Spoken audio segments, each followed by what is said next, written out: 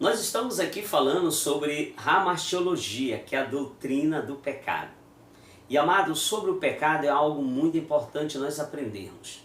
Dentro do sétimo passo, do capítulo 3, versículo 6, dado pela mulher, a mulher, obedecendo ao tentador, ela tomou do fruto e comeu e deu ao seu marido. A mulher, ela foi enganada, literalmente. No oitavo e último passo dado pela mulher, em Gênesis capítulo 3, versículo 6, a mulher assumiu a posição de tentadora, ela comeu o fruto e levou até o seu marido. Mas Adão, ele não foi enganado. A mulher sim. Paulo fala na sua primeira carta que ele escreve a Timóteo, capítulo 2, versículo 14, diz que a mulher foi enganada. Sendo que Adão não, Adão comeu o fruto deliberadamente, vamos dizer assim, de olhos abertos, sabendo que aquilo era errado, literalmente, ele sabia que vinha as consequências. É o que diz lá em Gênesis capítulo 2, versículos 16 ao 17. E ele, o homem, sendo cabeça da mulher, porque a ordem foi dada para ele, então o pecado entrou no mundo não por causa da Eva. Há uma grande pergunta feita no meio evangélico, daqueles que gostam de estudar a Bíblia, e também no meio acadêmico. Pergunta é, se fosse só Eva ter comido o fruto e não Adão, a Bíblia se cala. E quando a Bíblia se cala, a gente deve fazer o mesmo.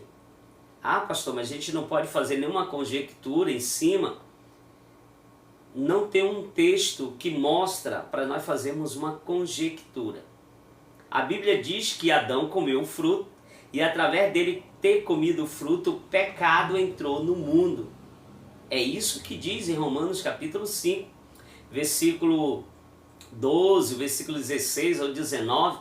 O pecado entrou no mundo pelo um só homem, através do nosso querido irmão Adão. Eva, ela foi enganada. Quando ela come o fruto, ela não observou que estava nu. Mas quando o homem come o fruto, eles observaram que estava nu. Se nós observarmos antes do pecado, na inocência, na dispensação da inocência, o homem estava coberto de glória, uma glória que resplandecia ali a presença de Deus.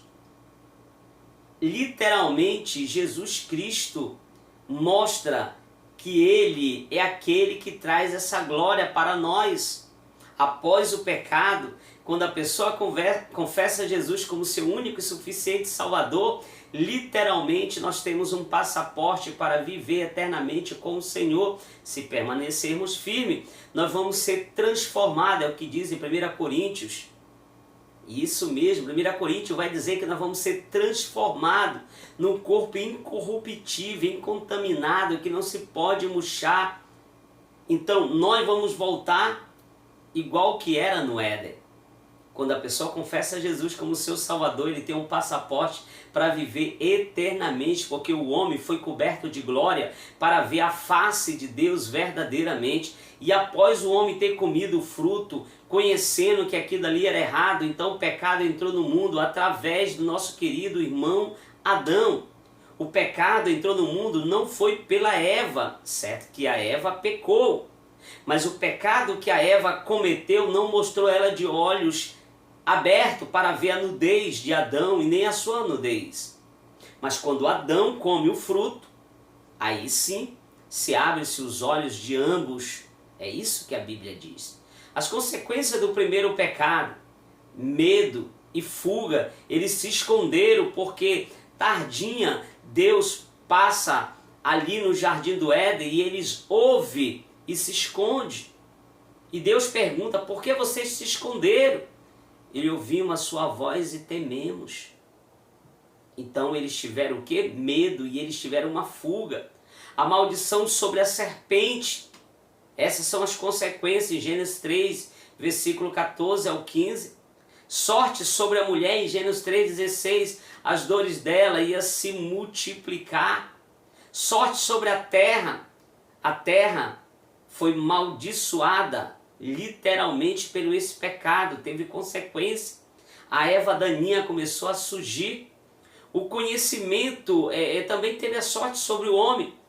sobre o suor do seu corpo ou do seu rosto, ele ia comer. Então ele tinha que trabalhar em serviço pesado. O conhecimento do bem e do mal, lá em Gênesis 3, 22. A expulsão do jardim do Éden. O casal foi expulso, não poderia mais estar ali no jardim. E foi vedado o caminho da árvore da vida. É isso que diz em Gênesis 3, 24. Então a consequência do pecado, amados, trouxe 3 tipos de morte. A morte espiritual, a morte física e a morte eterna. A partir do momento que o homem come do fruto, literalmente houve a morte espiritual. Como a morte espiritual? Mas Deus disse que ele ia morrer, ele morreu espiritualmente. Se nós observarmos ali, ele não poderia mais ver a glória de Deus. Espiritualmente eles foram mortos. E depois tiveram a morte física, Adão e Eva. E depois tiveram a morte eterna. Isso é uma conjectura, a Bíblia não diz se eles foram salvos ou não salvos. Ok? Isso fica em silêncio. Então nós temos 3 tipos de morte: morte física, morte espiritual e morte eterna. Quando a pessoa morre, ele morre fisicamente. Quando a pessoa está apartado do caminho do Senhor, está afastado, melhor dizendo, ele está morto espiritualmente. Quando tem alguma enfermidade ou algum acidente, ele morre fisicamente. Se ele não confessou Jesus, ele está morto, morte eterna. Não tem mais volta. A Bíblia diz que aquele que está vivo, morre, só tem uma vida, não tem mais volta. É isso que diz em Hebreus, capítulo 9, versículo 27. Vai dizer que o homem está destinado a morrer uma só vez, depois segue-se o juízo. Se ele morreu em Cristo Jesus, vai direto ao paraíso. Então, amados, a consequência da queda. Antes da queda, o homem tinha corpo, alma e espírito. Depois da queda, o homem continua tendo corpo e alma e espírito. Mas só que ele tem o corpo e alma e o espírito do homem.